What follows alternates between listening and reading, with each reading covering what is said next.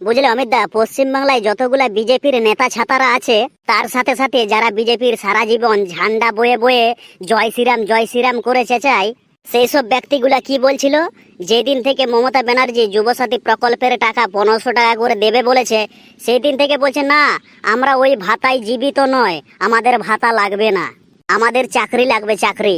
আর আজকে দেখো সেই সকল নেতা ছাতারাই যুবসাথীর ফর্ম হাতে নিয়ে লাইনে দাঁড়িয়ে আছে। আবার এদিকে বড় বড় ডায়লগ দিবে, আমরা ওই ভাতার উপর জীবিত নয়, আমাদের চাকরি লাগবে। সালারা যখন মাধ্যমিকের রেজাল্ট বার করে দিচ্ছে, তখন মুখে চাদর ঢাকা দিচ্ছে, কোন রকমে টেনে টুনে পাস করেছে, সবগুলাই সালা সি গ্রেড আছে। সালারা এইরকম ধরনের রেজাল্ট নিয়ে আবার লম্ফ ঝম্প মারতে থাকে, বলছে আমাদের চাকরি চাই, চাকরি।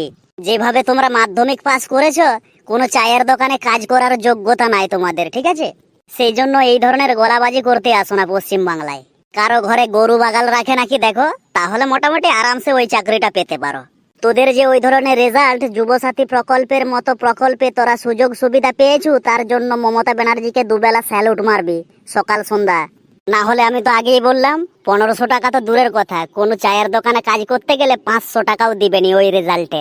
সারাদিন সালাদেরকে খাটা করাবে, তখন সালারা বুঝতে পারবে যে কত ধানে কত চাল।